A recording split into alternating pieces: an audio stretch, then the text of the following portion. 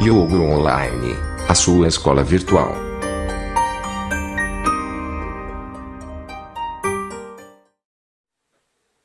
Namo Narayana. Então sejam bem-vindos ao canal Yoga Online. Então é com muita alegria que nós inauguramos esse canal. A proposta do canal, o objetivo, é levar o conhecimento do yoga de uma forma talvez mais aprofundada até vocês.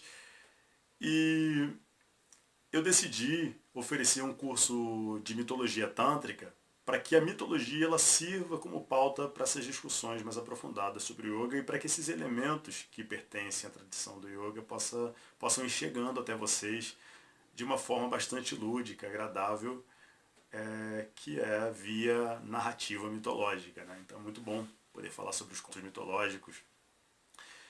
Para quem não me conhece, meu nome é Fábio Goulart.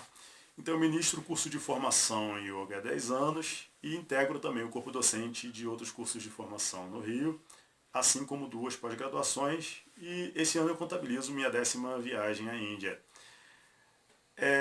O meu carro-chefe de trabalho sempre foi filosofia. O Vedanta, o Samkhya, o Tantra, o próprio Yoga Darshan, e eu sou sempre convidado para ministrar palestras ou aulas, cursos, oficinas sobre essas temáticas.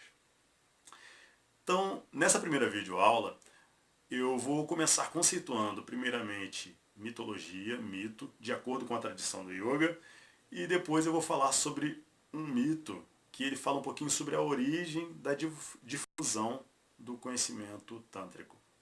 Então vamos começar então conceituando mitologia de acordo com a ótica yogi ou de acordo com a tradição do yoga. Existe uma palavra sânscrita para designar mito ou mitologia. Essa palavra é mithya. É bastante parecida com o termo português, com o nosso termo português, né? Então a palavra mithya, ela designa um tipo de verdade, que é uma verdade subjetiva e limitada. Mas é uma verdade que ela reflete aspectos que nos compõem, ou seja, coisas que fazem parte dos nossos conteúdos internos e até mesmo externos. E mithya, muito embora seja um tipo de verdade subjetiva e ligada à nossa subjetividade, ela é um desdobramento de satyam, que é a verdade, a gente pode colocar uma verdade que a gente pode considerar uma verdade limitada. Então satyam é aquela verdade que é sempre verdade independentemente da nossa perspectiva. Ela não varia. Tá? Então a gente pode chamar de verdade absoluta. Né? Tomar muito cuidado com essa ideia de verdade absoluta, né? Principalmente nos tempos em que nós vivemos, mas vamos seguir.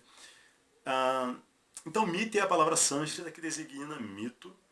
O mito, ou a mitologia, é um conjunto de símbolos que, dentro da tradição do yoga, nos instrumentalizam para nos revelar verdades íntimas que fazem parte de nós mesmos, ou seja, para refletir, para servir como espelho e apresentar aspectos de nós mesmos, ou seja, todo o conto mitológico ele traz uma narrativa composta por elementos que também nos integram. Então, um conto mitológico, de certa forma, ele serve para nós nos encontrarmos nele, nos identificarmos com ele e nos encontrarmos nele. E esse conjunto de símbolos, ele nos instrumentaliza para o nosso progresso e para nossas práticas dentro da tradição do yoga. Então, por exemplo, existem práticas meditativas em que você medita nesses conjuntos de símbolos que são chamados de mandalas. Então os mandalas, para vocês terem ideia, dentro da visão do Tantra, são as próprias divindades. Então o que são as divindades? Você tem lá aqueles deuses com 4 braços, segurando diferentes objetos, né? Com cores, adornando suas roupas e assim por diante. Isso são mandalas, né? E são representações de algo que existe dentro da gente e de algo que existe aí no universo, no cosmos.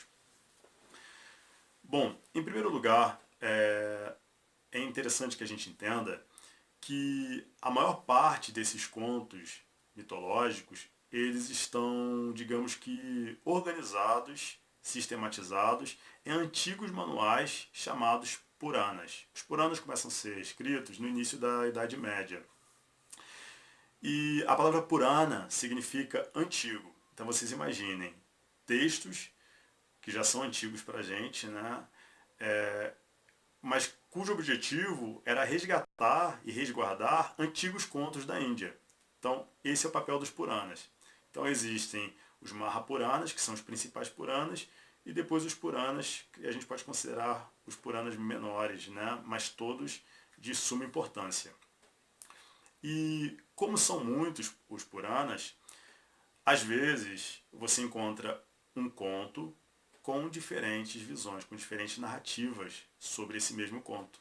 Tá? Então, não é incomum você encontrar a origem de uma divindade narrada de uma maneira e depois você encontrar a mesma história com pequenas diferenças nessa narrativa. Isso se deve a essa pluralidade dos Puranas. Tá bom? Bom, então já que eu classifiquei agora a mitologia através da palavra Mithya, e a gente entendeu que Mithya é um desdobramento de uma verdade maior, vamos falar um pouquinho sobre a origem da difusão do conhecimento do Tantra através do viés mitológico. Então existe uma das principais divindades do Tantra, que é Shiva. A gente pode entender que basicamente o Tantra ele vai representar as manifestações do universo, ou aquilo que compõe o universo, consciência e matéria, consciência e energia, através da figura de um casal, Shiva e Shakti. Então todas as variantes e variações de deuses e divindades vão ser desdobramentos de Shiva e Shakti.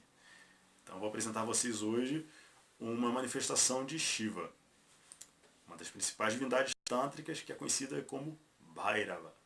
A palavra Bhairava significa terrível.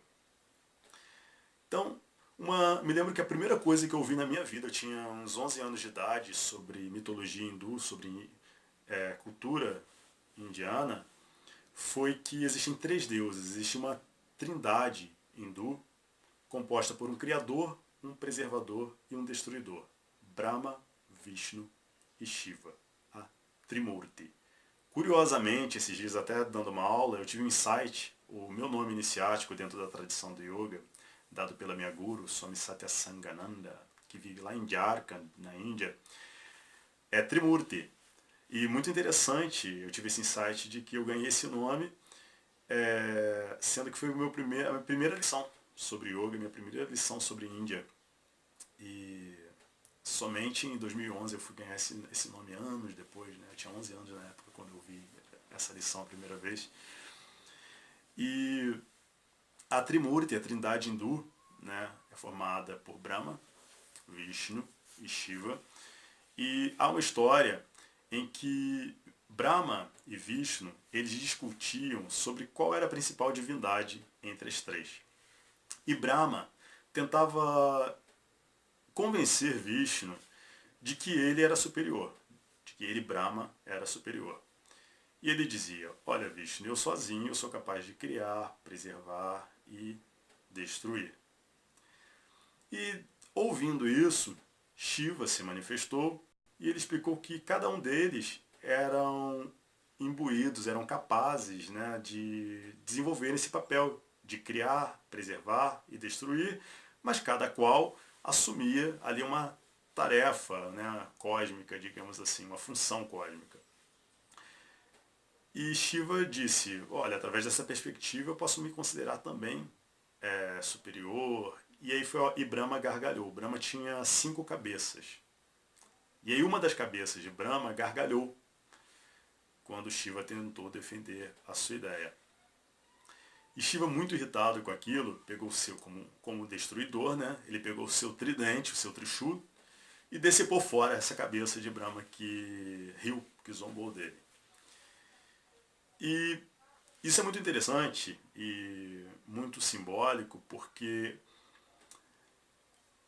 Brahma, muito comumente, quase sempre, é apresentado como tendo 4 cabeças. Então, essa quinta cabeça é uma quinta cabeça que a gente não conhecia até então. E cada cabeça de Brahma representa um dos 4 Vedas, um dos 4 primeiros livros religiosos da Índia. Então, Samaveda, na verdade o Rig primeiro, né? Rig Veda, Samaveda, Yajurveda e Atharva Veda. cada cabeça de Brahma representa um Veda. Então, o que representaria essa quinta cabeça de Brahma que foi decepada? Bhairava, quando ele decepa essa quinta cabeça de Brahma, ele se aposta dessa cabeça e começa a vagar pela Índia com essa cabeça, por onde ele passa. E Bhairava, ele sempre caminha pelos locais marginalizados da Índia.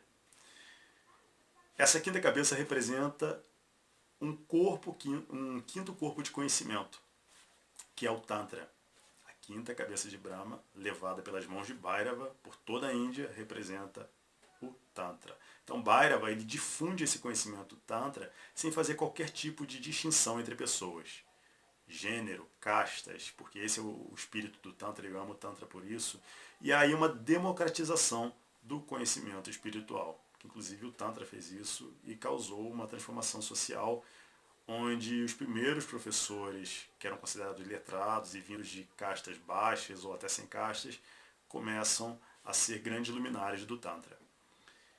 Então, esse é Bhairava.